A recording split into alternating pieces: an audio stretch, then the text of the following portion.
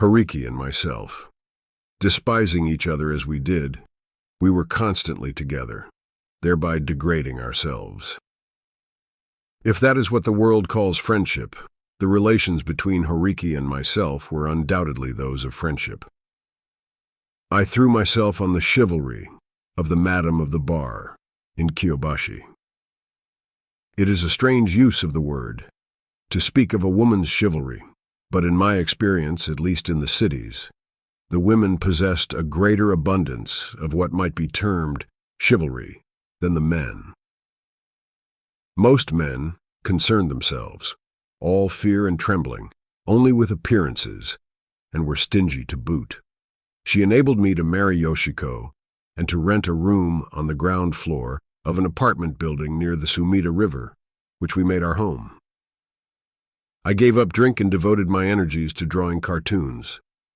After dinner, we would go out together to see a movie, and on the way back, we would stop at a milk bar or buy pots of flowers. But more than any of these things, it gave me pleasure, just to listen to the words or watch the movements of my little bride, who trusted in me with all her heart. Then, just when I had begun to entertain faintly in my breast the sweet notion that perhaps there was a chance I might turn one of these days into a human being and be spared the necessity of a horrible death, Hariki showed up again. He hailed me. "How's the great lover? Why, what's this? Do I detect a note of caution in your face? You, of all people. I've come today as a messenger from the Lady of Koenji."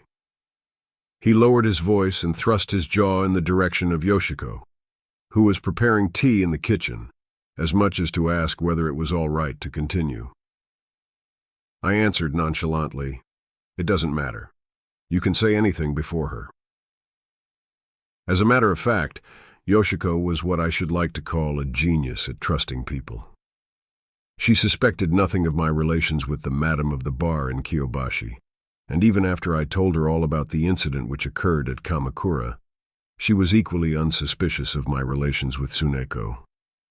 It was not because I was an accomplished liar. At times I spoke quite bluntly, but Yoshiko seemed to take everything I said as a joke. "You seem to be just as cocksure of yourself as ever. Anyway, it's nothing important. She asked me to tell you to visit her once in a while." Just when I was beginning to forget, that bird of ill omen came flapping my way, to rip open with its beak the wounds of memory. All at once shame over the past and the recollection of sin unfolded themselves before my eyes, and seized by a terror so great, it made me want to shriek. I could not sit still a moment longer. "How about a drink?" I asked. "Suits me," said Hariki. Hariki and myself.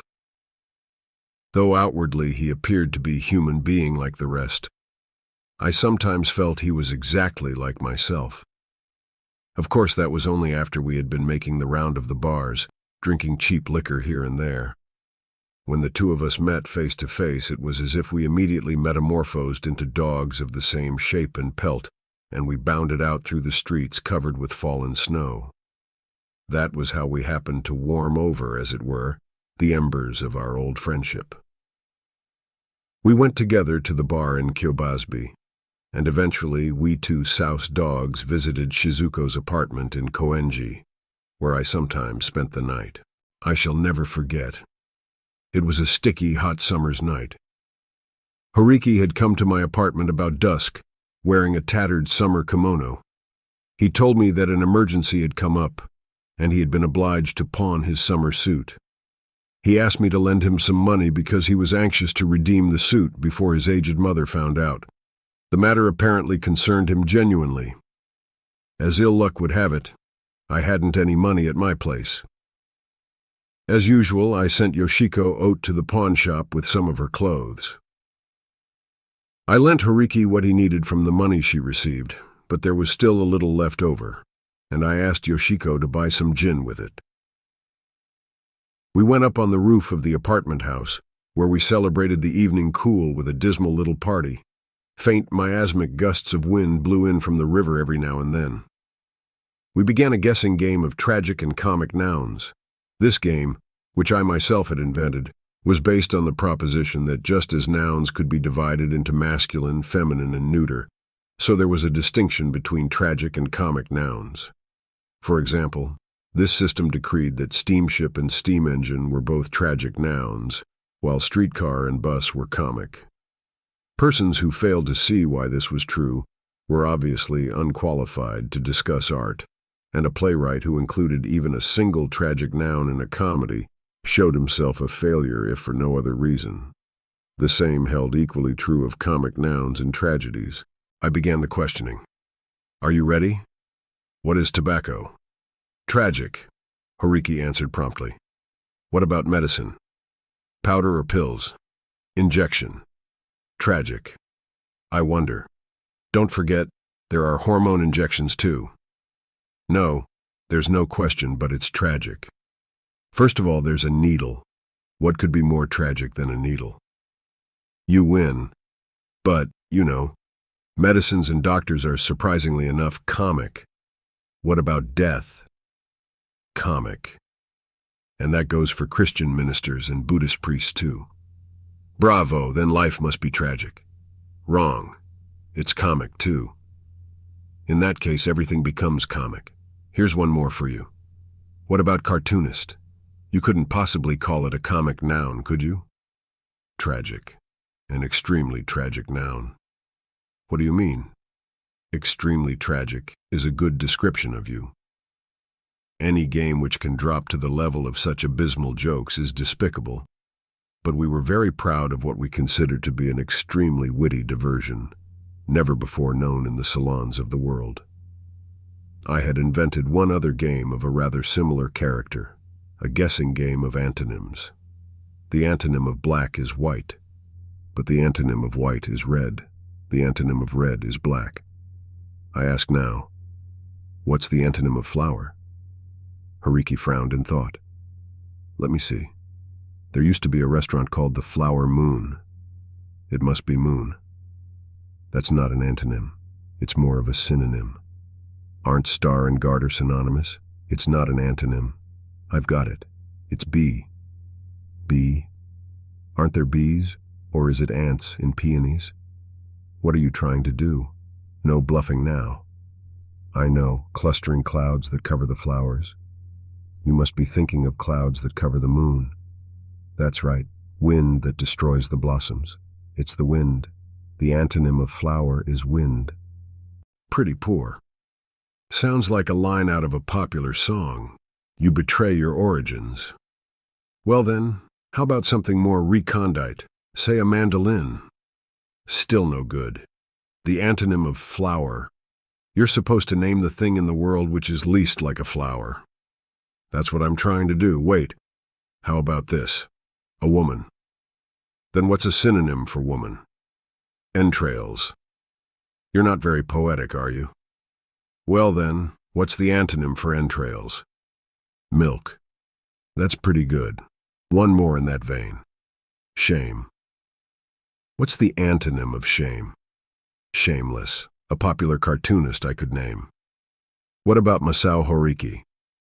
By the time we reached this point, we had gradually become incapable of laughter, and were beginning to experience the particular oppressiveness, as if one's head were stuffed with broken glass, that comes from getting drunk on gin. Don't be cheeky now. I, for one, have never been tied up like a common criminal the way you have. I was taken aback.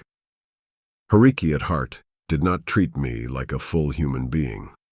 He could only consider me as the living corpse of a would-be suicide, a person dead to shame, an idiot ghost. His friendship had no other purpose but to utilize me in whichever way would most further his own pleasures.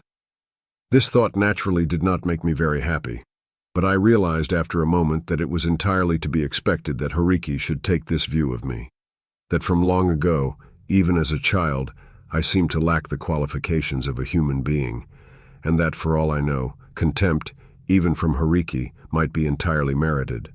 I said, feigning tranquility, crime. What's the antonym of crime? This is a hard one. The law, of course, Horiki answered flatly. I looked at his face again. Caught in the flashing red light of a neon sign on a nearby building, Horiki's face had the somber dignity of the relentless prosecutor. I felt shaken to the core. Crime belongs in a different category. Imagine saying that the law was the antonym of crime. But perhaps everybody in society can go on living in self-satisfaction, thanks to just such simple concepts.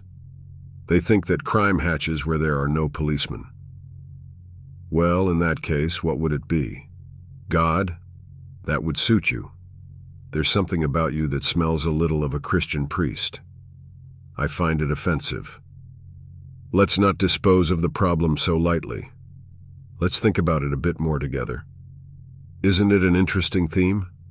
I feel you can tell everything about a man just from his answer to this one question. You can't be serious. The antonym of crime is virtue, a virtuous citizen. In short, someone like myself. Let's not joke. Virtue is the antonym of vice, not of crime. Are vice and crime different? They are, I think. Virtue and vice are concepts invented by human beings, words for a morality which human beings arbitrarily devised. What a nuisance. Well, I suppose it is God in that case. God. You can't go wrong if you leave everything at God. I'm hungry. Yoshiko is cooking some beans downstairs now. Thanks. I like beans. He lay down on the floor, his hands tucked under his head. I said, "You don't seem to be very interested in crime." That's right. I'm not a criminal like you. I may indulge myself with a little dissipation, but I don't cause women to die, and I don't lift money from them either. The voice of a resistance weak but desperate spoke from somewhere in my heart.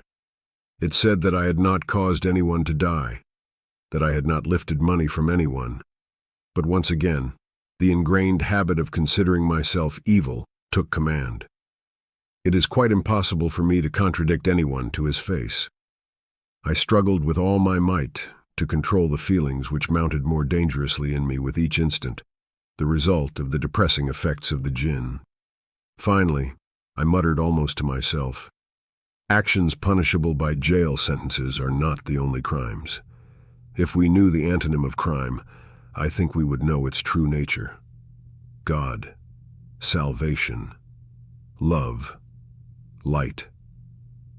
But for God there is the antonym Satan, for salvation there is perdition, for love there is hate, for light there is darkness, for good, evil, crime and prayer, crime and repentance, crime and confession, crime and...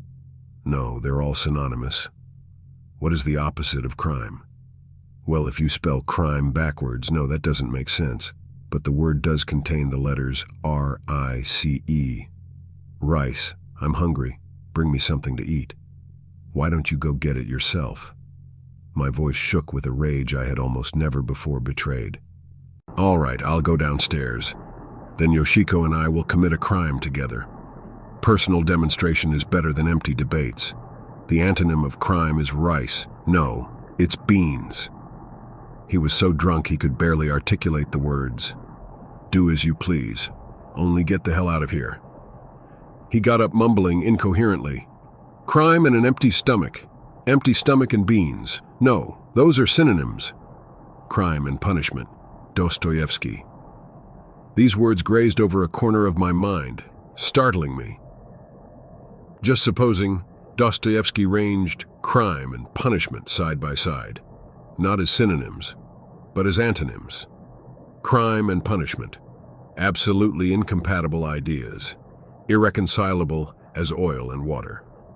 I felt I was beginning to understand what lay at the bottom of the scum-covered, turbid pond, that chaos of Dostoevsky's mind. No, I still didn't quite see. Such thoughts were flashing through my head, like a revolving lantern when I heard a voice. Extraordinary beans you've got here. Come have a look. Horiki's voice and color had changed. Just a minute before, he had staggered off downstairs, and here he was back again before I knew it. What is it? A strange excitement ran through me. The two of us went down from the roof to the second floor, and were halfway down the stairs to my room on the ground floor, when Hariki stopped me and whispered, "Look." He pointed. A small window opened over my room, through which I could see the interior. The light was lit, and two animals were visible. My eyes swam. But I murmured to myself through my violent breathing, "This is just another aspect of the behavior of human beings. There's nothing to be surprised at." I stood petrified on the staircase, not even thinking to help Yoshiko. Hariki noisily cleared his throat. I ran back up to the roof to escape and collapsed there. The feelings which assailed me as I looked up at the summer night sky, heavy with rain, were not of fury or hatred, nor even of sadness. They were of overpowering fear, not the terror the sight of ghosts in a graveyard might arouse, but rather a fierce ancestral dread that could not be expressed in 4 or 5 words. Something perhaps like encountering in the sacred grove of a Shinto shrine the white-clothed body of the god. My hair turned prematurely gray from that night. I had now lost all confidence in myself, doubted all men immeasurably, and abandoned all hopes for the things of this world, all joy, all sympathy, eternally. This was truly the decisive incident of my life. I had been split through the forehead between the eyebrows, a wound that was to throb with pain whenever I came in contact with a human being. I sympathize, but I hope it's taught you a lesson. I won't be coming back. This place is a perfect hell. But you should forgive Yoshiko. After all, you're not much of a prize yourself. So long. Hariki was not stupid enough to linger in an embarrassing situation. I got up and poured myself a glass of gin. I wept bitterly, crying aloud. I could have wept on and on, interminably. Without my realizing it, Yoshiko was standing haplessly behind me, bearing a platter with a mountain of beans on it. He told me he wouldn't do anything. "It's all right, don't say anything. You didn't know enough to distrust others. Sit down. Let's eat the beans."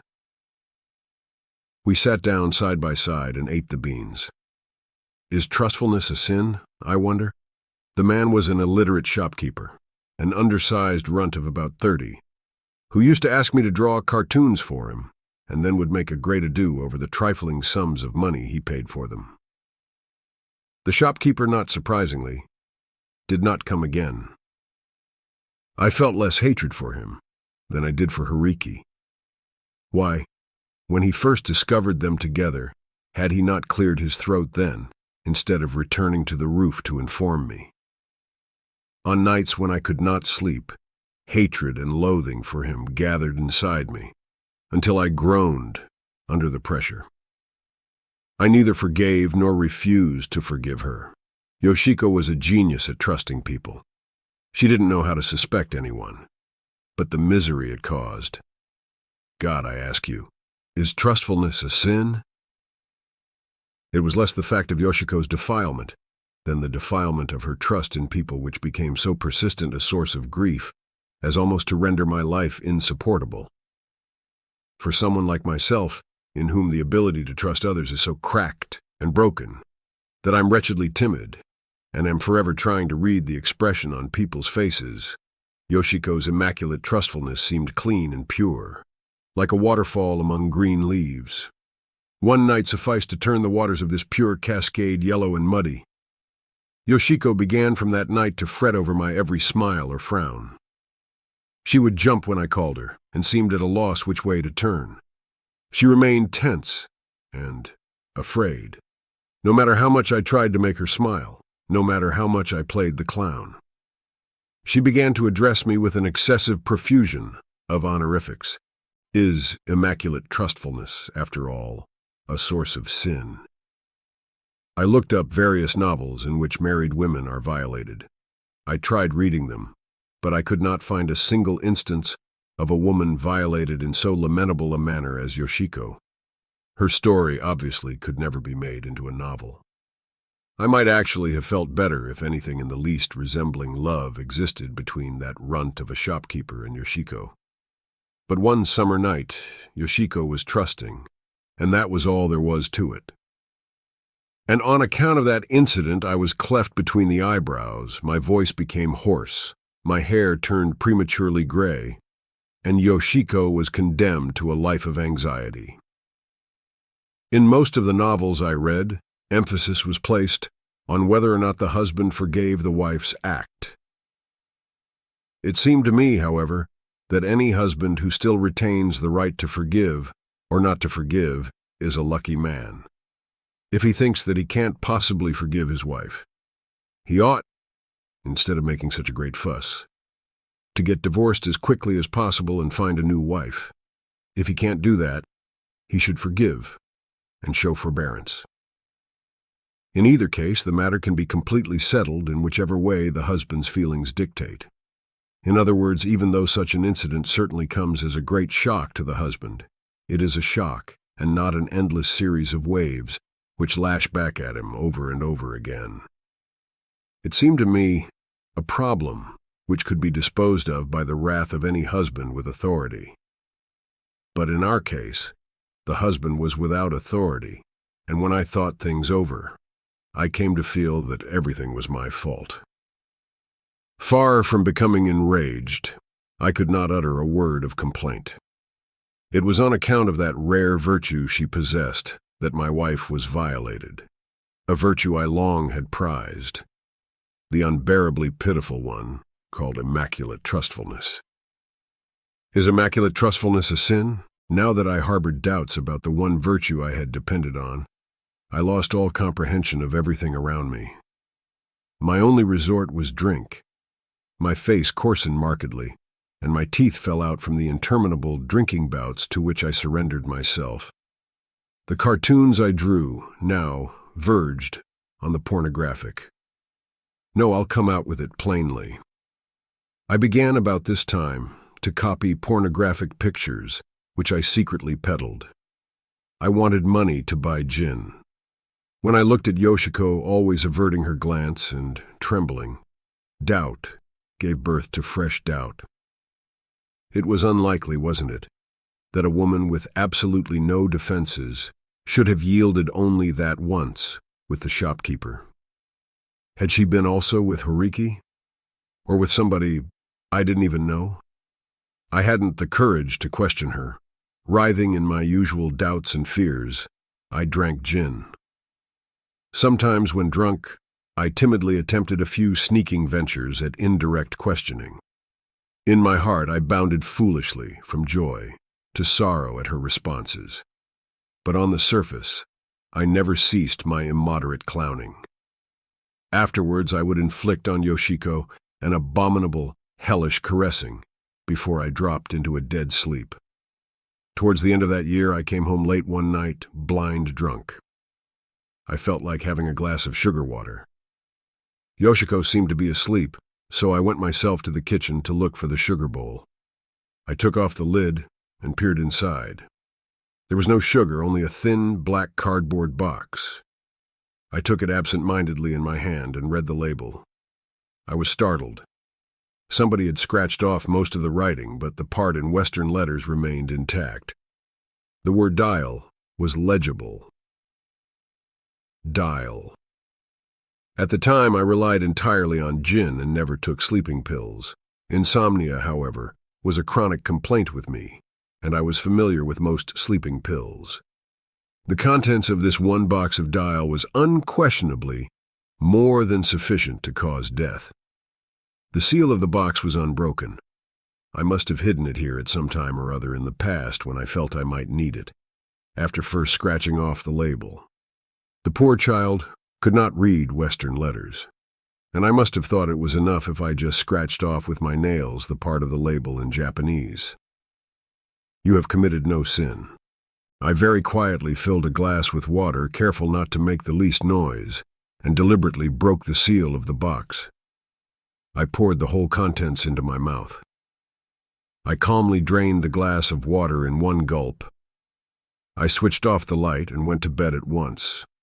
For 3 days and nights, I lay as one dead. The doctor considered it an accident and was kind enough to postpone reporting to the police. I am told that the first words I murmured as I began to recover consciousness were, "I'm going home." It's not clear even to myself what place I meant by home, but in any case, these were the words I said, accompanied, I was told, by profuse weeping. Gradually, the fog cleared, and when I regained consciousness, there was Flatfish sitting at my pillow, a most unpleasant expression on his face. The last time was also at the end of the year, wasn't it? He always chooses the end of the year, just when everybody is frantically busy. He'll prove the death of me if he keeps on doing such things. The madam of the bar in Kyobashi was the recipient of Flatfish's discourse. I called, "Madam." "What? Have you come to?" She held her smiling face directly over mine as she spoke. I burst into tears. "Take me away from Yoshiko." The words came as a surprise even to myself. The madam rose to her feet and breathed a barely audible sigh. Then I made an utterly unpremeditated slip of the tongue, one so comic, so idiotic, that it all but defies description. I said, "I'm going somewhere where there aren't any women." Flatfish was the first to respond with loud guffaws. The madam tittered, and in the midst of my tears I turned red and smiled, despite myself. "An excellent idea," said Flatfish, still continuing his inane laughter. "You really ought to go to a place with no women. Everything goes wrong as soon as women are around you." Yes, a place without women is a fine suggestion. A place without women. And the worst of it was that my delirious ravings were later to be realized in a most ghastly way. Yoshiko seemed to have got the idea that I had swallowed the overdose of sleeping pills by way of atonement for her sin, and this made her all the more uncertain before me. She never smiled, and she looked as if she could hardly be persuaded to open her mouth. I found the apartment so oppressive that I would end by going out as usual to swill cheap liquor. After the dial incident, however, I lost weight noticeably.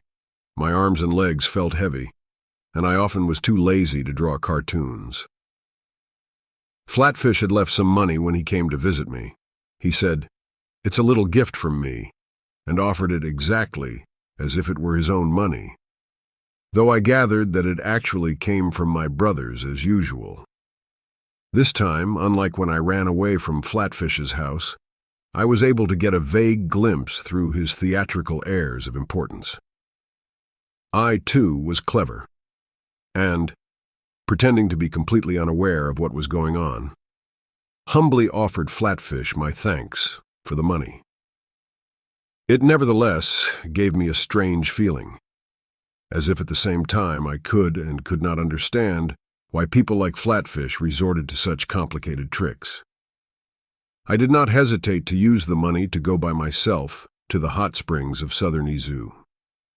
However, I am not the kind to make a leisurely tour of hot springs, and at the thought of Yoshiko, I became so infinitely forlorn as to destroy completely the peaceful frame of mind which would have permitted me to gaze from my hotel window at the mountains. I did not change into sports clothes.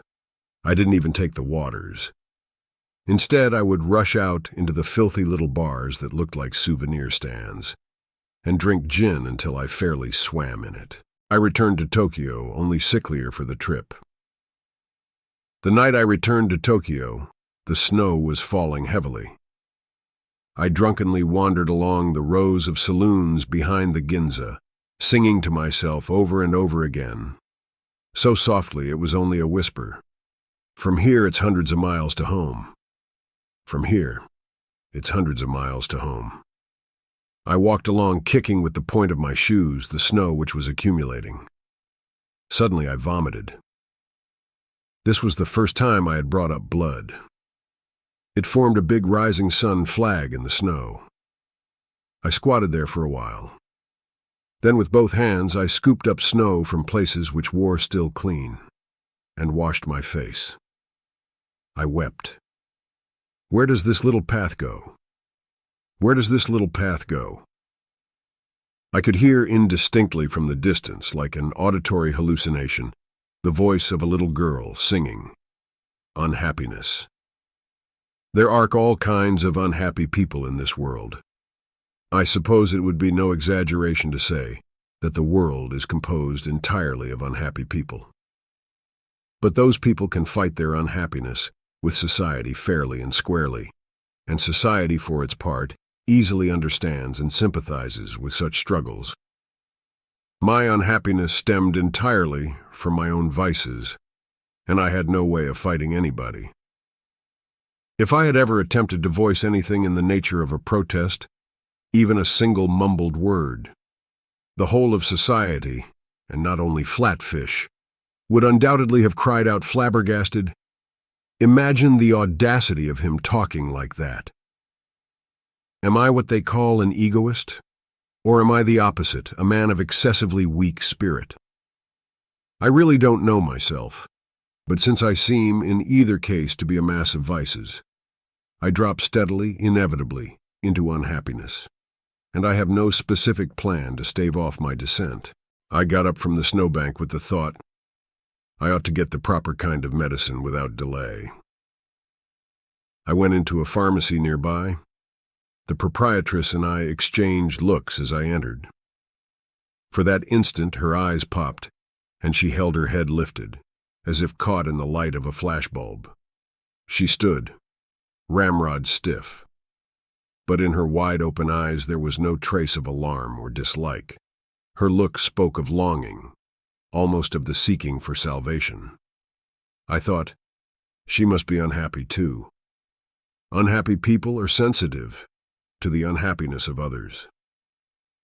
Not until then did I happen to notice that she stood with difficulty, supporting herself on crutches.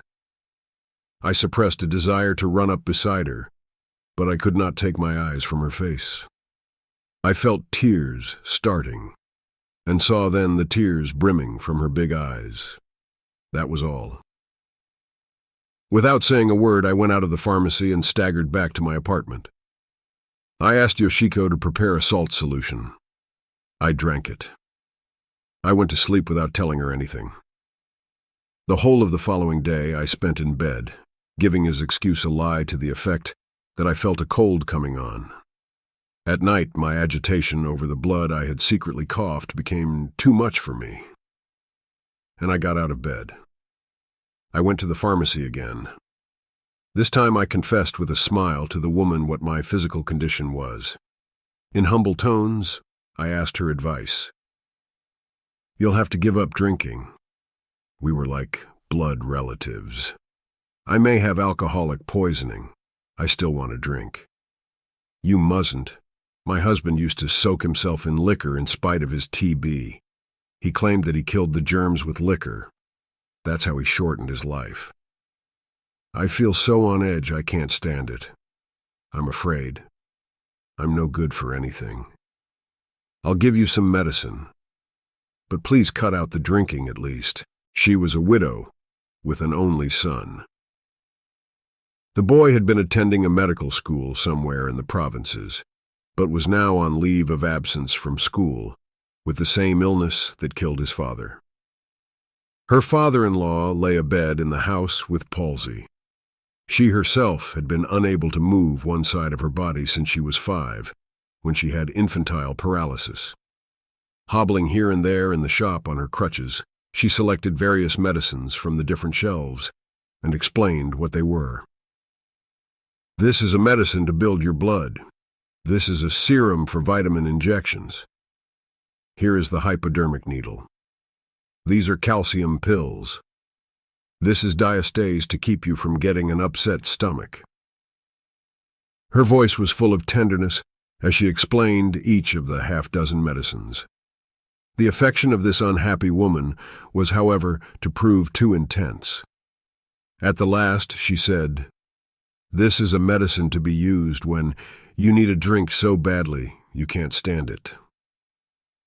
She quickly wrapped the little box. It was morphine. She said that it was no more harmful than liquor, and I believed her. For one thing, I was just at the stage where I had come to feel the squalor of drunkenness, and I was overjoyed to be able to escape after such long bondage to the devil called alcohol. Without a flicker of hesitation, I injected the morphine into my arm. My insecurity, fretfulness, and timidity were swept away completely. I turned into an expansively optimistic and fluent talker. The injections made me forget how weak my body was, and I applied myself energetically to my cartoons. Sometimes I would burst out laughing even while I was drawing. I had intended to take 1 shot a day, but it became 2, then 3. When it reached 4, I could no longer work unless I had my shots. All I needed was the woman at the pharmacy to admonish me, saying how dreadful it would be if I became an addict, for me to feel that I'd already become a fairly confirmed addict. I'm very susceptible to other people's suggestions. When people say to me, "You really shouldn't spend this money, but I suppose you will anyway," I have the strange illusion that I would be going against expectations and somehow doing wrong unless I spent it. I invariably spend all the money immediately. My uneasiness over having become an addict actually made me seek more of the drug. "I beg you, 1 more box. I promise I'll pay you at the end of the month." You can pay the bill any old time as far as I'm concerned, but the police are very troublesome, you know. Something impure, dark, reeking of the shady character always hovers about me. "I beg you, tell them something or other. Put them off the track. I'll give you a kiss." She blushed. I pursued the theme. "I can't do any work unless one have the medicine. It's a kind of energy builder for me. How about hormone injections?" "Don't be silly. It's liquor or that medicine, one or the other. If I haven't got it, I can't work." "You mustn't drink." "That's right. I haven't touched a drop of liquor since I began with that medicine. I'm in fine physical shape, thanks to you. I don't intend to go on drawing stupid cartoons forever, you know. Now that I've stopped drinking and have straightened myself out, I'm going to study. I'm sure I can become a great painter. I'll show you. If only I can get over this critical period, so, please, how about a kiss?" She burst out laughing. "What a nuisance you are. You may already have become an addict, for all I know." Her crutches clacked as she hobbled over to the shelf to take down some medicine. "I can't give you a whole box. You'd use it all up. Here's half." "How stingy you've become." "Well, if that's the best you can do." I gave myself a shot as soon as I got back home. Yoshiko timidly asked, "Doesn't it hurt?" "Of course it hurts. But I've got to do it, no matter how painful it is. That's the only way to increase the efficiency of my work. You've noticed how healthy I've been of late." Then playfully, "Well, to work. To work. To work." Once, late at night, I knocked on the door of the pharmacy. As soon as I caught sight of the woman in her nightgown hobbling forward on her crutches, I threw my arms around her and kissed her. I pretended to weep. She handed me a box without a word. By the time I had come to realize acutely that drugs were as abominable, as foul, no, fouler than gin, I had already become an out-and-out addict. I had truly reached the extreme of shamelessness. Out of the desire to obtain the drug, I began again to make copies of pornographic pictures. I also had what might literally be called a very ugly affair with the crippled woman from the pharmacy. I thought, I want to die. I want to die more than ever before. There's no chance now of a recovery. No matter what sort of thing I do, no matter what I do, it's sure to be a failure. Just a final coating applied to my shame. That dream of going on bicycles to see a waterfall framed in summer leaves, it was not for the likes of me. All that can happen now is that one foul, humiliating sin will be piled on another, and my sufferings will become only the more acute. I want to die. I must die. Living itself is the source of sin. I paced back and forth, half in a frenzy, between my apartment and the pharmacy. The more I worked, the more morphine I consumed, and my debt at the pharmacy reached a frightening figure. Whenever the woman caught sight of my face, the tears came to her eyes. I also wept. Inferno. I decided as a last resort, my last hope of escaping the inferno, to write a long letter to my father, in which I confessed my circumstances fully and accurately, with the exception, of course, of my relations with women. If it failed, I had no choice but to hang myself, a resolve which was tantamount to a bet on the existence of God. The result was to make everything only the worse.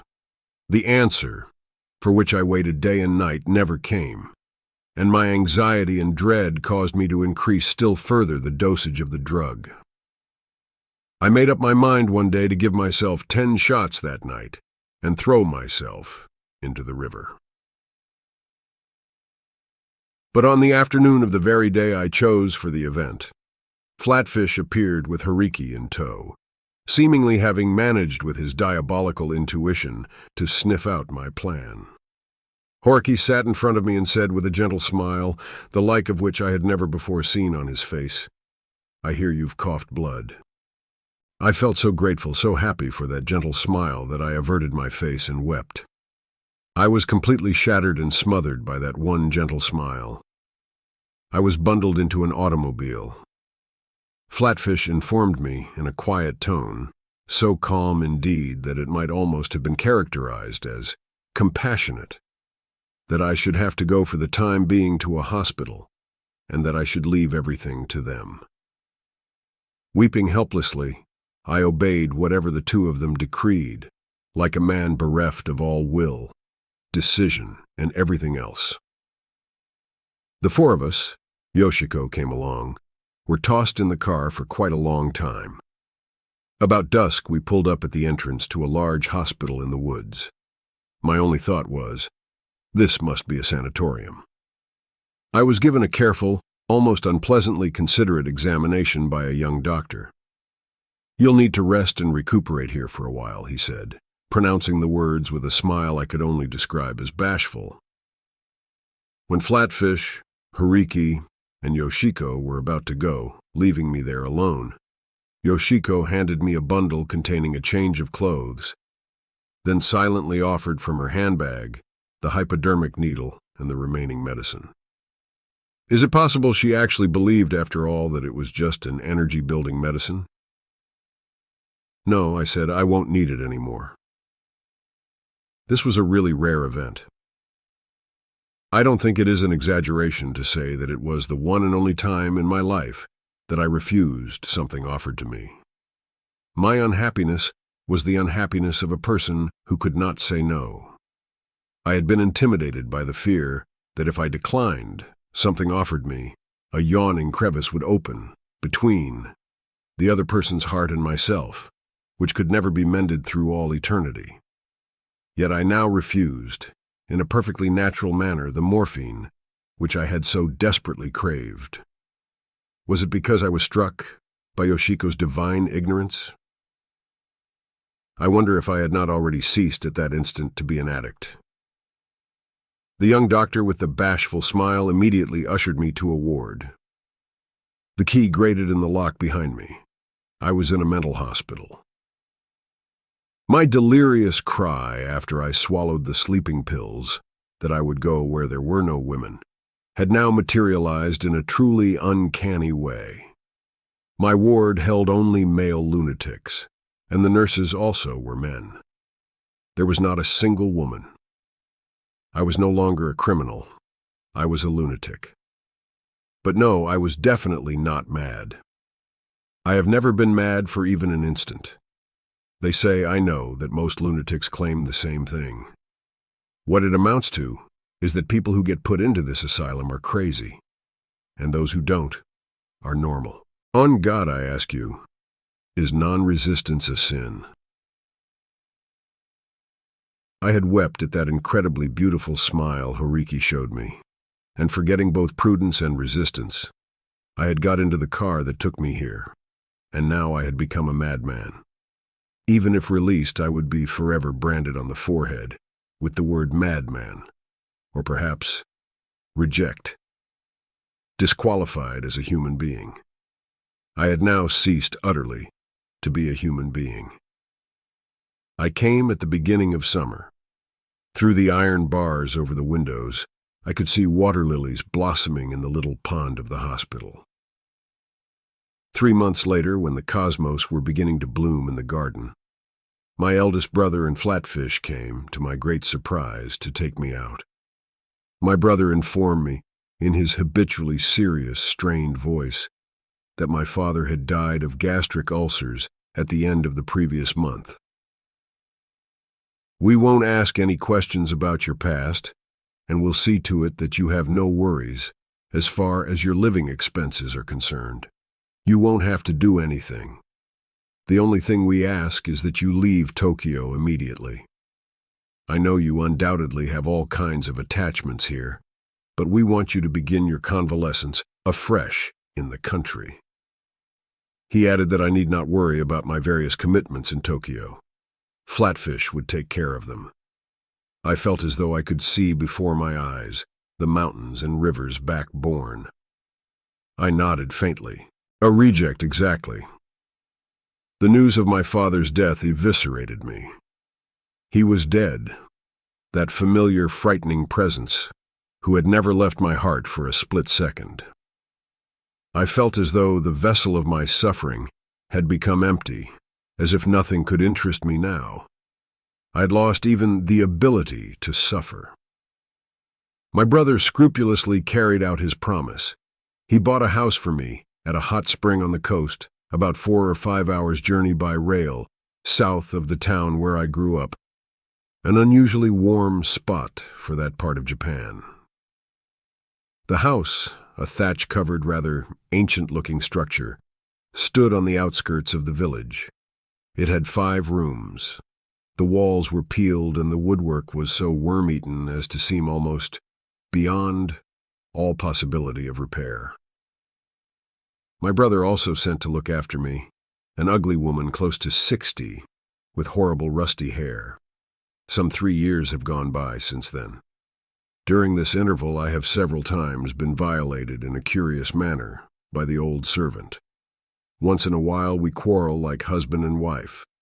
My chest ailment is sometimes better, sometimes worse.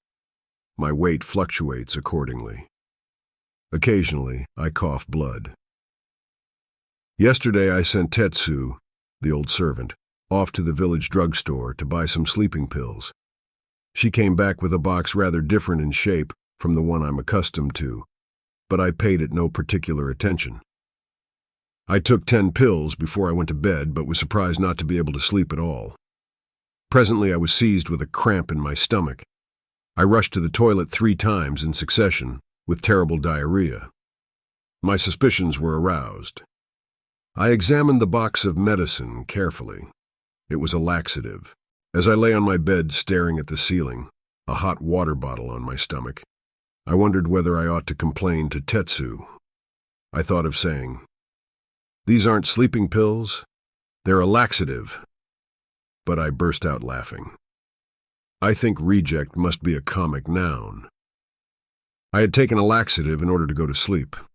Now I have neither happiness nor unhappiness. Everything passes. That is the one and only thing I have thought resembled a truth in the society of human beings, where I have dwelled up to now, as in a burning hell. Everything passes.